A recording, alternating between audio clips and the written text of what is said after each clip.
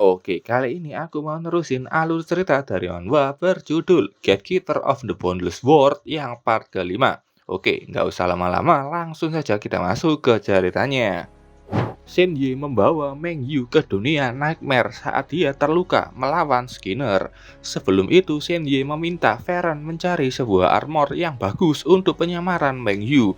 Aku ini petugas akuisisi medan perang, bukan pemulung. Shenyi bertanya, lihat apa yang kau ambil ini, dan kau masih menolak disebut pemulung.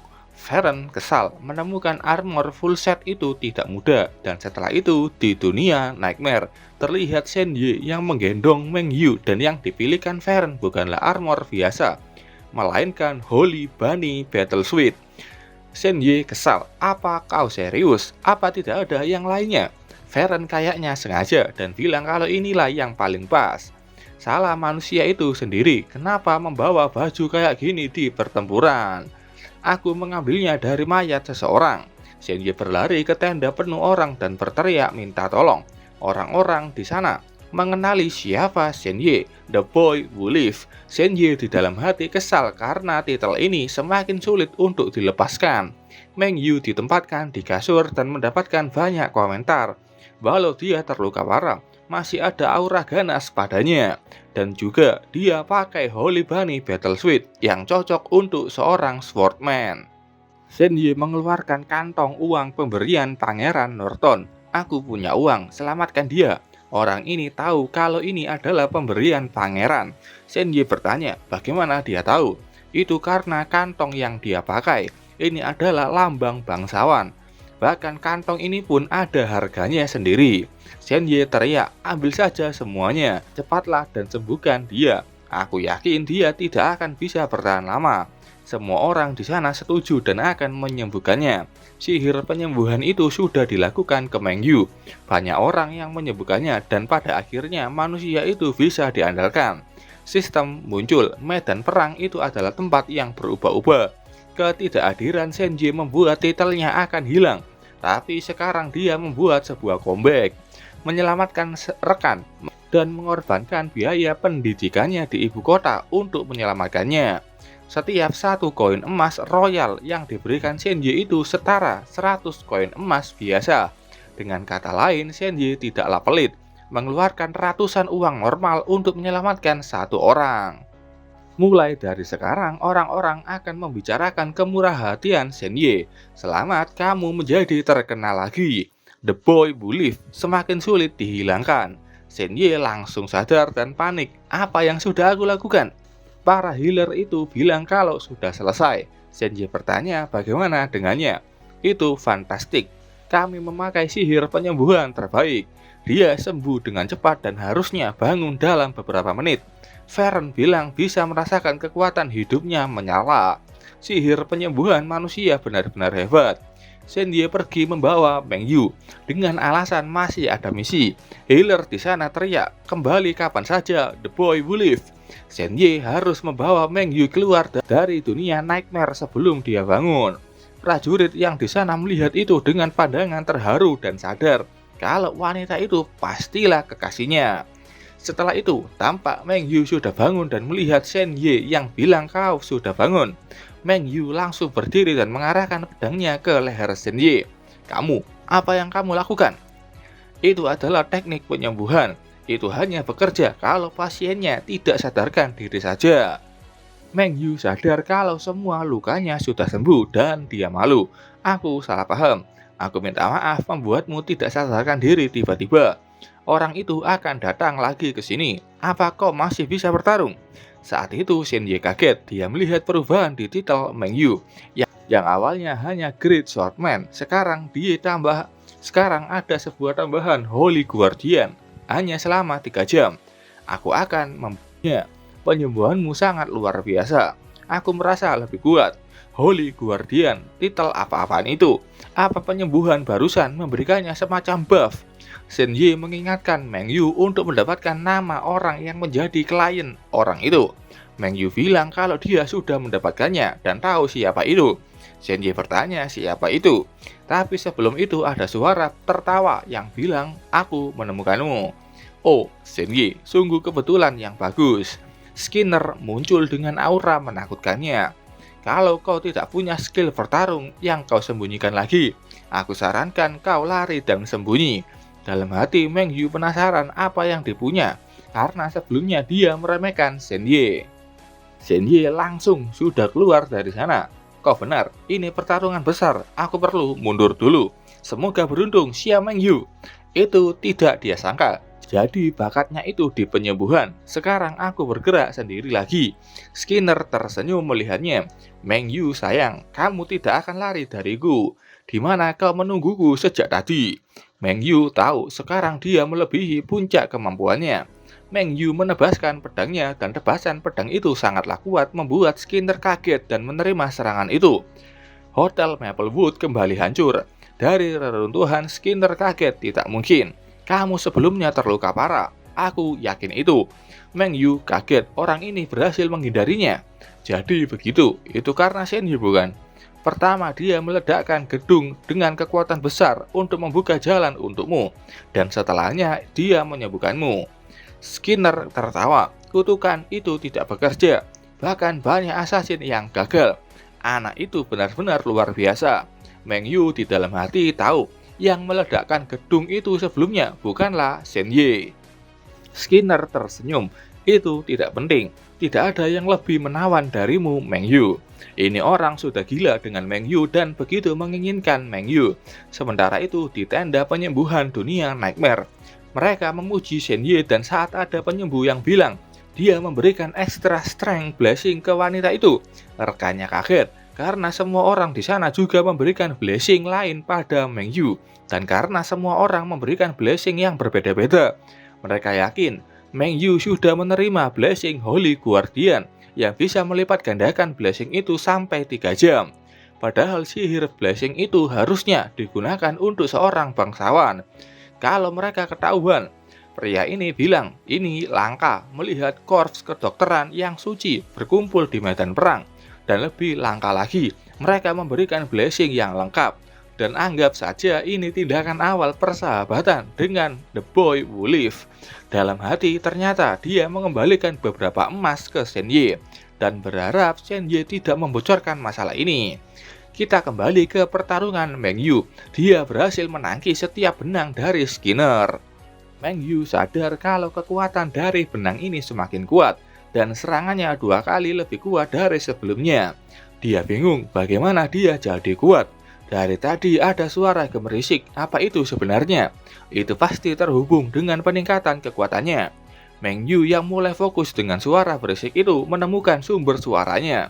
Dia langsung menebas tembok yang dimana ada suara berisik itu. Yang ternyata di sana terlihat banyak sekali tubuh manusia yang sudah kehilangan nyawa. Meng Yu terdiam melihat itu. Skinner menuju ke tembok itu dan menghancurkannya. Kamu sudah menemukan hadiah yang aku siapkan untukmu. Dengarkan, mereka bernyanyi untuk kita. Ini adalah nyanyian pernikahan kita, kata Skinner yang sedang berjongkok seperti pria yang ingin melamar kekasihnya. Dan membawa sebuah cincin. Di belakangnya terlihat banyak sekali manusia yang sudah dia bunuh. Teknik ini bernama Bloodfine Eternal Curse, nyanyian yang bisa meningkatkan kekuatan dan mengisi ulang kekuatan Skinner. Sementara itu, Shen Ye, Feren senang kau akhirnya mengerti. Kita harus pergi dari gedung ini dan cari tempat lebih aman. Apa kau bercanda? Kita hanya menjauh saja. Feren bingung kenapa kau menuju ke bawah. Aku kira kita akan keluar dari sini. Lihat sekitarmu, mayat-mayat ini membacakan mantra yang pasti perbuatan orang aneh itu. Kita harus cari cara untuk membantu Xiao Meng Yu.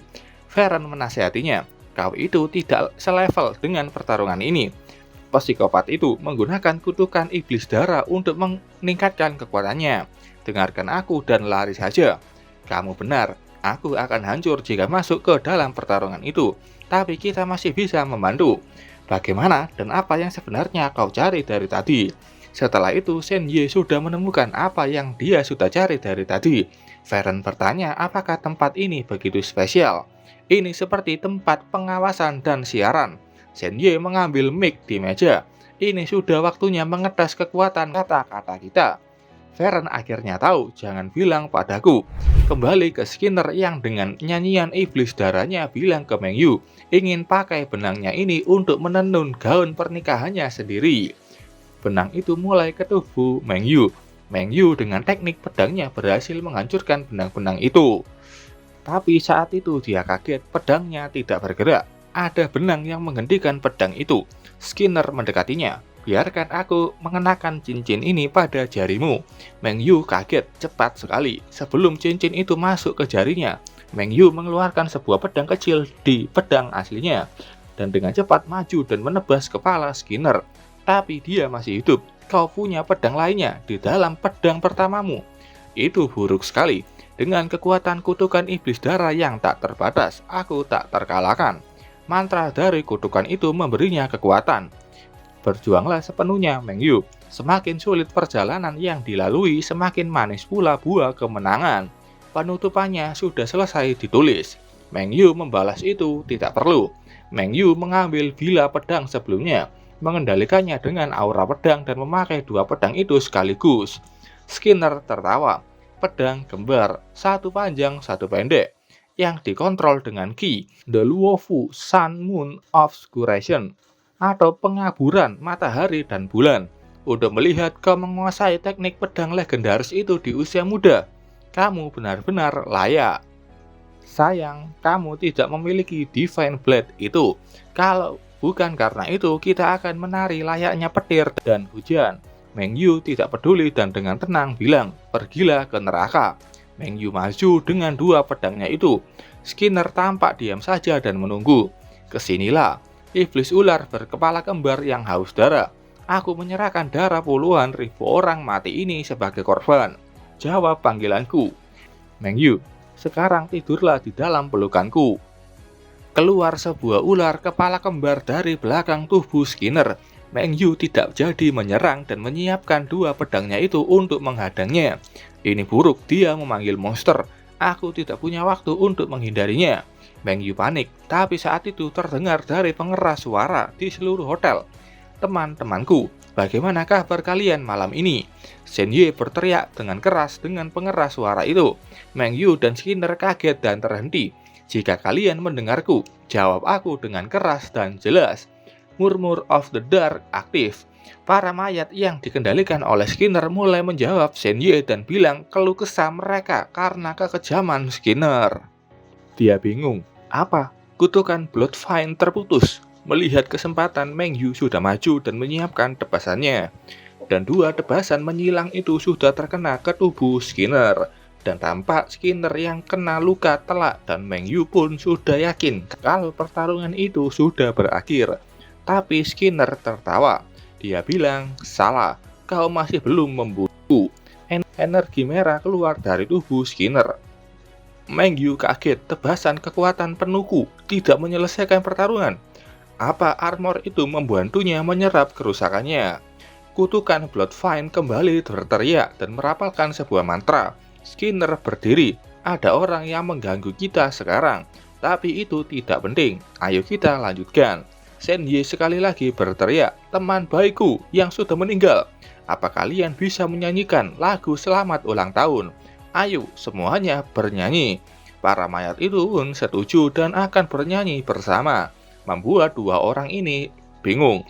Baiklah, lepaskan semua kekhawatiran kalian. Semuanya dalam hitungan 3, 2, 1. Para mayat itu mulai bernyanyi selamat ulang tahun. Kejadian itu membuat Skinner marah. Apa-apaan ini? Sialan, kutukan Bloodvine-ku. Meng Yu malu mendengar banyak sekali mayat yang bernyanyi selamat ulang tahun itu. Ditemani hujan, nyanyian itu menghiasi hotel Maplewood. Skinner mulai kesal pada Shen Ye dan bersumpah akan membunuh Shen Ye. Dia menghantam tanah di bawahnya.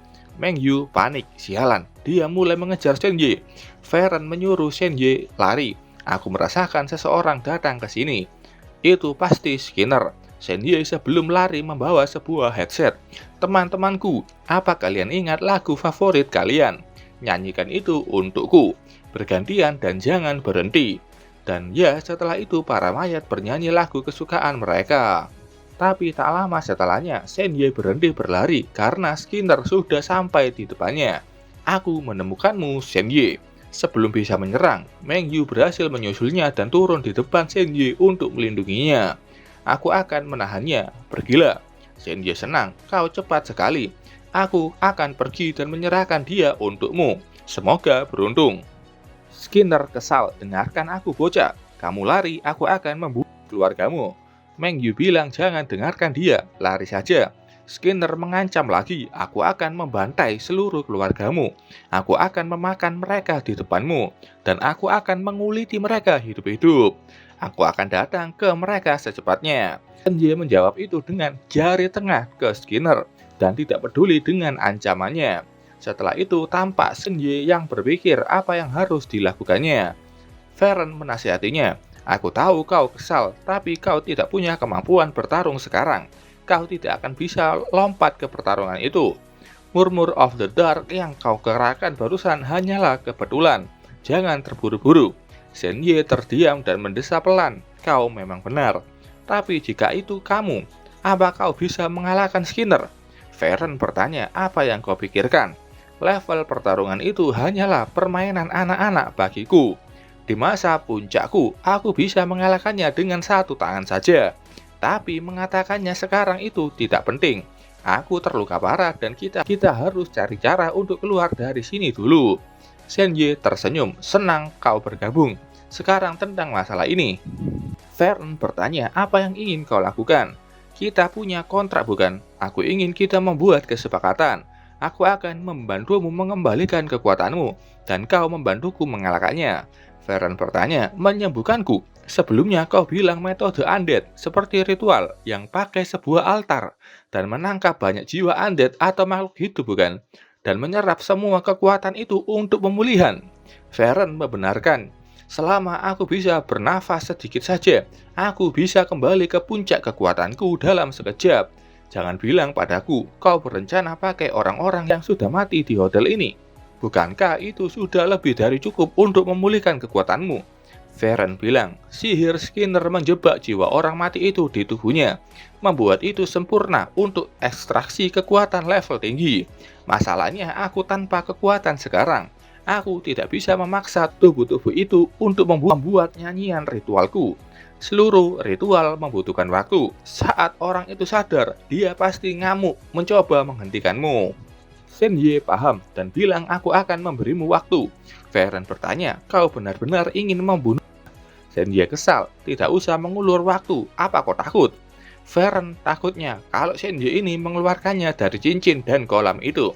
Jika aku mati, gunakan nekromansi untuk membuatku menjadi bawahanmu. Feren senang, harusnya kau bilang itu dari awal. Aku akan memasukkan itu ke dalam kontrak kita. Ini tambahan kontraknya, di mana kalau Shenye mati, Feren bisa pakai tubuh dan jiwanya.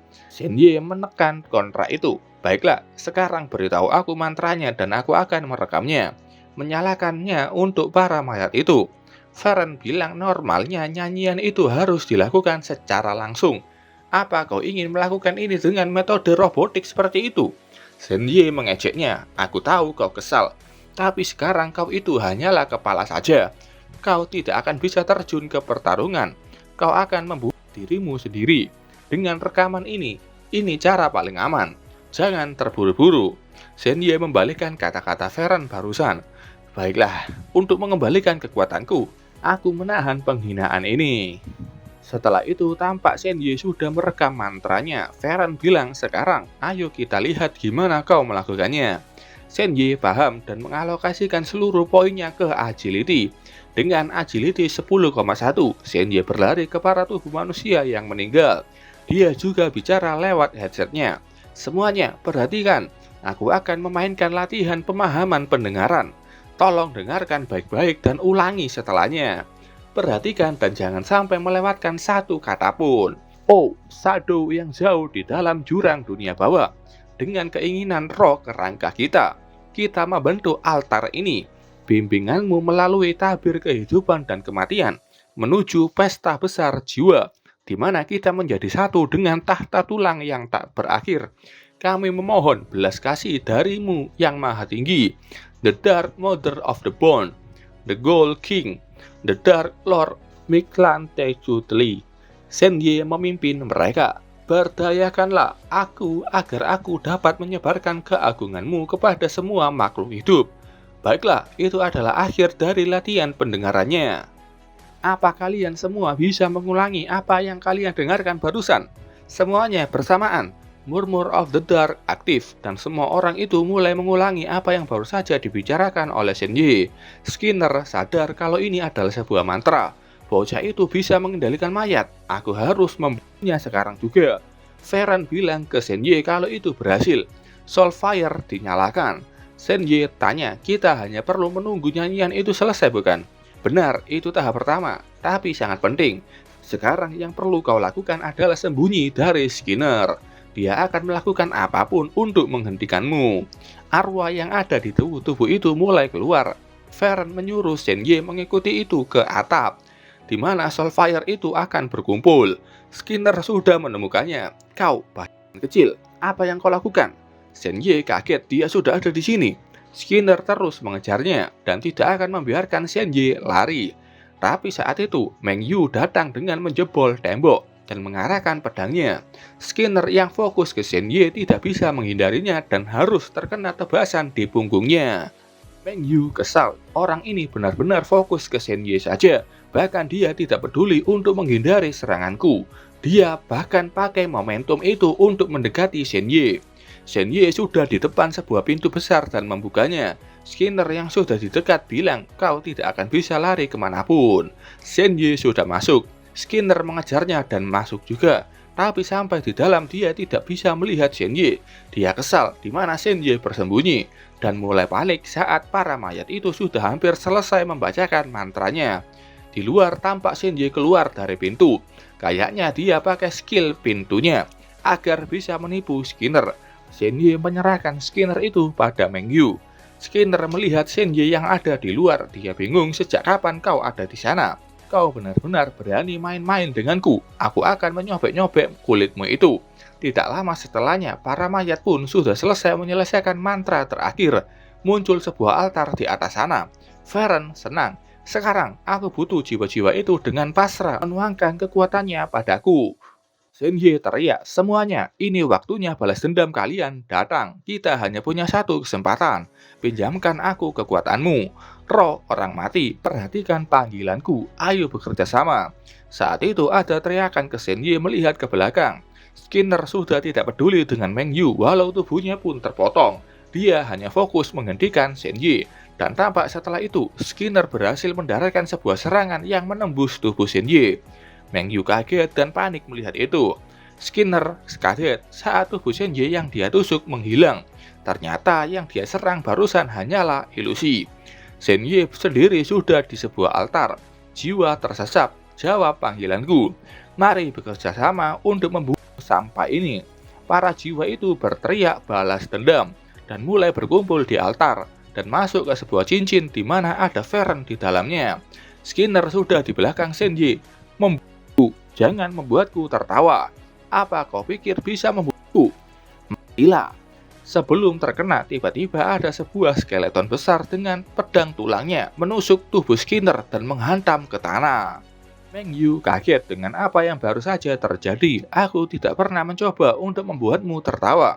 Aku sudah bilang aku akan membunuhmu dan aku akan melakukannya. Menunggu lebih lama hanya akan merugikan. Jadi sekarang waktunya kau mati di depan orang-orang yang sudah kau bunuh. Farron sudah bangkit dan ternyata besar juga dan putih. Padahal sebelumnya skeleton merah. Pedang Farron keren juga. Skinner kaget, bukan main. Calamity, kau bisa memanggil Calamity. Meng Yu juga kaget. Jadi ini adalah kartu andalan Senye. Senye meminta Farron untuk segera mengakhirinya. Farron mengangkat pedang besarnya itu. Tapi saat itu Skinner mengendalikan benangnya untuk menghentikan pergerakan Farron. Jadi ini adalah kekuatan benang yang kau banggakan itu. Menyedihkan. Farron memutus dan menghancurkan benang Skinner, membuatnya kaget dan tidak percaya. Aku bahkan tidak perlu mengangkat jari untuk mengurus serangga sepertimu. Jiwa tersesat tak terhitung jumlahnya meratap di telingaku, dan mereka sudah kau belenggu begitu lama. Dan sekarang waktunya membebaskan mereka semua. Resurrection of the Dead. Varen pakai skill itu di Hotel Maplewood. Tubuh orang-orang yang dibunuh Skinner bangkit. Mereka berdiri sesuai dengan kehendak Varen. Skinner panik karena dia sudah tidak bisa mengontrol mereka. Kau melucuti sihirku. Sialan. Skinner mencoba kabur pakai benang di tangannya dan bergelantungan. Varen tidak membiarkan itu. Dia menyemburkan api dari mulutnya dan mengenai Skinner. Tubuh Skinner terjatuh dan wajahnya panik karena tubuhnya tidak bisa bergerak. Tenang saja, itu hanyalah sihir level rendah Soul Suppressing. Itu membuat ketidaksesuaian di tubuh dan jiwamu, membuatmu sementara lumpuh. Itu tidak akan merusakmu begitu lama. Bagaimanapun mereka semua menyukaimu yang sekarang, mendambakan dagingmu yang hangat dan segar itu. Tubuh Skinner jatuh di tengah-tengah para undead yang dibangkitkan untuk balas dendam. Orang berpikir membunuh pelaku akan menghentikan kebencian, tapi mereka tidak menyadari gelombang balas dendam tidak benar-benar surut. Kematian akan bangkit dan mereka akan menarikmu ke bawah, ke jurang itu sendiri. Skinner teriak, "Tidak, aku tidak mau mati. Selamatkan aku, Dewa yang Agung. Aku mengorbankan seluruh yang aku punya sekarang." Senye kaget melihat adanya hal aneh di sana. Ada seperti pusaran energi hitam aneh di Skinner. Dia berterima kasih ke dewanya itu. "Tolong turunlah dan ambil segala yang aku punya." Senye panik, dia pakai mantra lagi. "Cepat hentikan dia." Varen kembali pakai spell Soul Suppressing ke tubuh Skinner. Senye maju dan mengarahkan Nightfall. "Terima ini, Skinner. Dengan pedang ini, aku akan membalaskan dendam Chen Haoyu." Meng Yu sadar dan teriak ke Senye untuk berhati-hati. Melihat Senye yang maju, Skinner mengejeknya, "Dasar bodoh. Bahkan kalau Lordnya tidak di sini, bayangannya masih melindungiku." Benar saja, bayangan itu membelah tubuh Senye menjadi dua. Tapi kenyataannya, itu hanyalah bayangan juga dari Senye. "Bodoh, kau terkena trikku 2 kali." Skinner sangat marah. "Sialan, itu klon lainnya." "Makan ini," kata Senye mengarahkan pistolnya. Itu meleset dan malah kena salah satu undead. Varen menatapnya tidak percaya. "Maaf, aku belum pernah latihan menembak, jadi aku meleset, tapi jangan khawatir. Maju Varen, gunakan serangan api, musnahkan dia dalam sekali serangan." Varen menusukkan pedang tulangnya itu ke tubuh Skinner, dan muncul api yang membakar tubuh Skinner hingga gosong. Tapi saat itu keluar bayangan hitam dari dalam tubuh Skinner. Lihat itu. Varen pakai Bone Embrace untuk melindungi diri. Senye bertanya, "Apa itu?" Varen menjelaskan setelah Skinner itu mati, sesuatu yang menjijikkan keluar dari dalam tubuhnya. Sesuatu makhluk yang tidak diketahui mencoba untuk menyerang Senye. "Jika aku tidak pakai spell pertahanan, kau mungkin sudah mati." Meng Yu meminta mereka melihat ke arah Skinner. Bayangan itu seperti menyatu dan membawa tubuh Skinner pergi dari sana. Meng Yu yang melihat itu bersiap-siap dan tidak akan membiarkannya kabur. Senye teriak, "Tunggu Xiao Meng Yu." Senye kesal ke Varen, "Kenapa kita tidak mengejarnya?" Varen bilang kalau dia nggak bisa lari cepat sambil membawa Senye. Dan kalau Varen melemparkan Senye, sesuatu itu akan kembali dan mencoba membunuh Senye lagi. Bagi Varen, keselamatan Senye paling pertama. Senye paham, dia bertanya, "Bayangan aneh apa itu? Apakah itu sesuatu yang sebelumnya menghancurkan gedung?" "Tidak, itu membantu Skinner. Artinya itu bukan yang meledakkan gedung ini. Karena siapapun yang melakukan itu sebelumnya membantu Xiao Meng Yu." Senye panik, apakah jangan-jangan ada orang lain? Varen memintanya tidak panik. "Misteri orang yang membantu Xiao Meng Yu kayaknya tidak punya niat jahat. Kamu juga bisa bertanya melalui intercom." "Itu ide bagus." Senye teriak ke sekitarnya, "Teman yang membantu kita, apa kamu bisa memperlihatkan dirimu?" Tapi tidak ada jawaban, dan kayaknya tidak mau keluar juga. Saat itu terdengar suara motor Senye yang sudah kembali. Ghostfire-nya sudah dibawa. Apakah dia berhasil membawa gadis kecil itu ke Dung Human Martial Art Group? Ghostfire bilang kalau misinya itu gagal. Senye bertanya apa yang terjadi. Targetnya hilang di tengah jalan, tapi dia mendarat dengan aman di jalan dan hilang. "Aku tidak tahu situasi dia sekarang." Senye kaget. Varen tahu motor itu sangatlah cepat. Kalau dia jatuh dengan selamat, itu artinya anak kecil itu bukanlah orang biasa. Kan aku sudah bilang untuk tidak membantu orang random. Beruntung dia tidak memusuhimu. Saat itu Meng Yu mengirim sebuah pesan untuk Shen Ye. Katanya sudah tahu kebenaran dari Skinner dan baru bisa kirim sekarang. Itu adalah video yang siap diputar. Shen Ye memutar video itu dan kaget. Dalam video itu ada beberapa orang yang melihat seorang gadis di pinggir sungai. Ada yang bertanya, Song King Yun, tipe laki-laki apa yang kamu cari untuk masa depanmu? Pacar, aku tidak pernah memikirkannya. Si penanya itu bilang, kamu ini sudah dewasa. Kamu tahu nggak banyak anak muda berbakat yang mendambakanmu. Song Kin Yun ingat waktu dia kecil di tahun baru. Dia pernah pergi ke rumah keluarga Shen. Adikku dan aku dikejar oleh anjing yang galak. Dan saat itu hanya Shen Ye satu-satunya anak yang datang dan melindungi kami. Dia sangat baik dan aku selalu mengingatnya. Jika aku mencari pacar, aku berharap seseorang seperti Shen Ye. Dan setelah itu video ini pindah scene. Kali ini ada di sebuah kamar. Ada orang yang bertanya, siapa itu Shen Ye? Mereka yang di sana bilang dia hanyalah anak biasa. Dan nggak mungkin mereka berdua akan bertemu lagi. Si penanya itu bertanya lagi, apa kau yakin perasaan Song King Yun? Bagaimana jika dia mencari anak itu lagi? Uruslah ini dengan baik. Aku tidak mau Shen Ye itu berada di dekat Song King Yun-ku. Bawahannya bilang, jangan khawatir, kita pun tidak perlu turun mengotori tangan kita sendiri. Kita hanya perlu menyewa orang dan membuat itu sebagai kecelakaan. Itu mudah dan hanya butuh uang sedikit. Ya, kirim seseorang untuk bermain dengannya. Dan berikan dia sedikit pelajaran.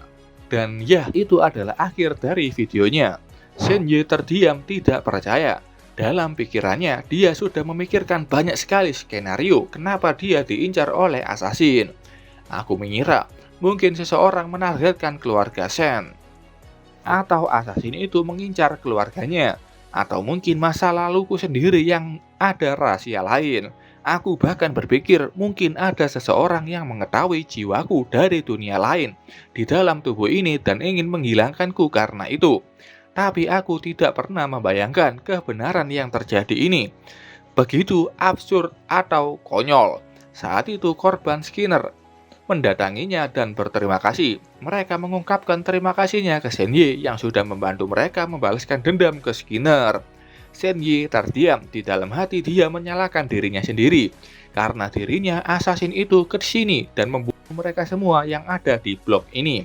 Semuanya jika mungkin aku berharap kalian bisa terlahir kembali di suatu tempat yang baik. Aku berharap di dunia lain kamu bisa hidup dengan kemuliaan. Tidak seperti ini, tidak berdaya, terhina dan penuh penyesalan. Meninggalkan orang terkasih dengan rasa sakit. Tolong jangan khawatirkan apapun lagi. Lepaskan semuanya suatu hari nanti. Saat aku sudah cukup kuat untuk membuka semuanya, aku akan menemukan otak di balik semua ini. Dan aku akan membunuhnya. Aku berjanji, aku akan membuat itu menjadi kenyataan. Di dalam hati Shen Ye tahu dia saat ini masihlah lemah. Dia bahkan tidak bisa menemani Meng Yu mengejar bayangan itu dan memaksa Big Skelly di belakangku untuk melindungiku. Orang-orang di sana memegang pundaknya. Tidak peduli apa, kita berterima kasih untuk pembalasan dendam itu. Jaga dirimu, hidup dengan baik. Sekarang iblis itu sudah mati. Kita akhirnya bisa istirahat. Semoga hidupmu panjang, bebas dari penyakit dan kesusahan. Semoga kamu mengumpulkan kekuatan itu untuk menghancurkan otak di balik semua ini. Kita akan melihatmu di dunia bawah sana. Terima kasih. Kita semua bersyukur selamanya. Terima kasih banyak. Spell pengikat akhirnya hancur. Mereka pun sudah kembali ke Underworld. Beberapa saat setelahnya Meng Yu sudah kembali. Dia bertanya, kau masih di sini? Shen Ye bertanya apa yang terjadi pada bayangan itu. Dia berhasil melarikan diri. Kekuatannya itu tidak masuk akal. Itu pasti di atas manusia manapun. Aku menebak itu berkaitan dengan Calamity. Kalau membuatnya marah, mungkin akan menjadi bencana. Kekuatan dari Calamity bisa dengan mudah menghancurkan satu kota. Bayangan itu mengeluarkan sesuatu yang aneh, seperti medan energi yang abnormal. Itu seperti medan energi di sekitar temanmu itu. Buff Holy Guardian di tubuh Meng Yu tinggal 1 jam 35 menit. Kekuatanmu yang ada di dalam diriku sudah memberiku banyak sekali pengetahuan. Terima kasih Shenye. Setelah ini berakhir, aku akan menemukan tempat untuk berlatih dan menjadi lebih kuat. Shenye tahu Holy Guardian tidak bertahan lama dan berharap Meng Yu bisa menerobos. Aku melihat video yang kau kirim. Masih ada sesuatu yang tidak ku mengerti. Apa kau bisa menjelaskannya? Meng Yu dengan pelan mengatakan, aku sudah menggabungkan semua kepingannya. Tapi ini benar-benar berantakan. Sesuatu yang terlalu rumit untuk kita terlibat di dalamnya. Shenye bertanya, siapa orang-orang itu? Meng Yu tidak menjawab dan bilang, Shenye harus segera pergi. Aku tidak akan memberitahumu siapapun kalau kamu ada di sini. Shenye teriak, siapa mereka?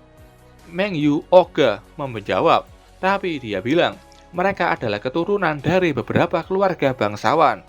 Aku tidak bisa menggali lebih dalam dari itu. Kayaknya bukan satu orang, banyak keturunan bangsawan di sana waktu itu yang ingin tahu siapa yang diinginkan Song Qin Yun menjadi pasangannya. Dengar kalau Shenye yang dijadikan patokan pacar Qin Yun. Lanjut, Shenye bertanya, kau itu juga dari keluarga bangsawan. Pastinya kau tahu nama mereka bukan? Bahkan keluarga bangsawan itu punya kedudukannya sendiri. Keluarga Shenmu dan keluarga Luoku, jika dibandingkan dengan mereka itu, kita ini seperti semut di bawah bulan. Jadi, kau akan membiarkan mereka begitu saja? Kejadian ini sudah terbongkar luas, dengan begitu banyak korban. Mereka harusnya mencari sebuah resolusi. Resolusi apanya? Akankah mereka menghadapi keadilan? Tidak, mereka akan dihukum. Hukuman sebuah tamparan di pergelangan tangan, dihukum karena sedikit berlebihan dan mungkin sedikit kompensasi untukmu dan keluarga Luo. Shenye kesal, jangan bercanda, mereka gagal membunuhku, tapi mereka membunuh saudaramu dan sekarang mereka akan mencoba apapun untuk menghancurkan kita berdua, untuk mencegah masalah yang lebih besar. Meng Yu paham, ini adalah harga yang harus aku bayar karena mencari kebenaran itu. Mereka adalah beberapa keluarga paling berkuasa di dunia, dan Song Qin Yun adalah tokoh yang diobsesikan. Sendirian, aku tidak akan bisa melakukan apapun.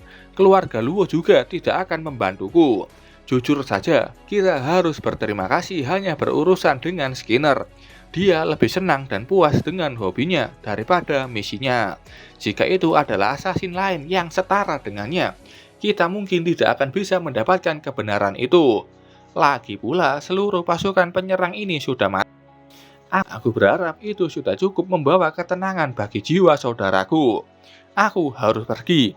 Jaga dirimu. Meng Yu berjalan pergi. Jika kamu punya kekuatan untuk membunuh semua keturunan bangsawan itu, apakah kau akan melakukannya? Meng Yu menjawab, jangan mengejekku. Keluarga mereka itu sangatlah kuat, dan praktisi mereka merupakan fondasi peradaban manusia. Jika aku mencobanya, rumahku sendiri akan. Shenye menyela, lupakan semua itu. Saya hanya bertanya, apakah kau oke dengan semua ini? Temanku mati, saudaramu mati, puluhan ribu orang di wilayah ini juga mati. Setiap orang dari mereka punya orang tua, guru, teman, bahkan saudara dan anak. Mereka seharusnya punya hidup sendiri, namun mereka dijadikan boneka. Dipaksa untuk menahan penderitaan mantra iblis darah itu, dan bagi mereka semua ini hanyalah pelajaran kecil saja. Semua ini hanya untuk bermain denganku. Menurut mereka, apakah hidup manusia itu mainan saja? Aku tidak bisa menerima ini. Aku akan membuat mereka membayarnya. Sebelum selesai bicara, Meng Yu mengayunkan pedangnya dan ayunan itu begitu kuat sampai banyak bangunan yang dilewati ketebasannya terbelah. Shenye kaget dan hanya bisa melihat itu. Meng Yu diam, tapi dalam hatinya dia menangis dan air mata itu ditutupi oleh air hujan yang kebetulan jatuh hari ini. Dan setelah itu, Meng Yu pun pergi dari sana. Feren memuji Shenye. Kamu baru saja membuat gadis itu lari dan menangis. Shenye juga turun. Sudah berakhir. Kita harus kembali juga. Feren bertanya, apa rencanamu untuk menghadapi ini? Sebelumnya aku berpikir ada orang yang ingin berperang denganku, tapi ternyata mereka hanya bermain-main, jadi tidak ada yang perlu dipikirkan. Feren tidak paham. Hei, hidup itu tentang bahagia, benar kan? Feren tidak percaya kata-kata Senji. Kau tidak mengerti manusia. Kami pikir hidup itu sudah cukup sulit. Jadi kau harus menemukan cara untuk berbahagia. Feren bilang itu bukan berarti kau membiarkan orang-orang menginjak-injakmu, bukan? Senji menjelaskan itulah tujuan manusia. Untuk mengejar kebahagiaan tanpa henti. Untuk berusaha mengisi kehidupan dengan kepuasan. Feren bertanya, dan bagaimana kau akan mencapai itu? Simple, mereka ingin bermain. Mari kita bermain. Sampai aku membunuh semuanya. Sebuah penghormatan untuk semua jiwa yang tak bersalah yang hilang hari ini. Dan sedikit dendam pribadi ya sebagai sampingan. Sekarang itu akan mengisi hatiku dengan kebahagiaan. Dan mungkin membuatku merasakan. Pada akhirnya hidup ini itu tidak sia-sia. Feren senang dengan jawaban itu. Itu baru bisa aku percaya. Senji memasukkan tubuh Feren ke cincin penyimpanan. Sesuatu yang sepertimu itu menarik banyak perhatian. Sebelum pergi, Senji berteriak lagi. Teman, jika kamu masih tidak mau menunjukkan dirimu, tidak apa-apa. Siapapun kamu, terima kasih atas bantuannya. Senji pun mengendarai motornya kembali ke tower. Sementara itu, ada seseorang yang mengamati mereka di atas menara. Dan itu adalah anak kecil sebelumnya. Senji sudah dewasa sekarang. Dia berdiri di menara itu dan tiba-tiba ada sebuah cahaya merah yang mengelilingi tubuhnya dan kembali ke bentuk aslinya. Cewek cantik yang kemungkinan seumuran sama Senji. Dia tersenyum dibandingkan dengan ketika dia masih kecil. Dia jadi lebih bodoh. Yap, dia kayaknya adiknya atau mungkin Song Kin Yun itu sendiri. Oke, sampai sini dulu ceritanya. Terima kasih buat kalian yang sudah nonton video ini sampai selesai. Sampai ketemu di video selanjutnya. Bye-bye.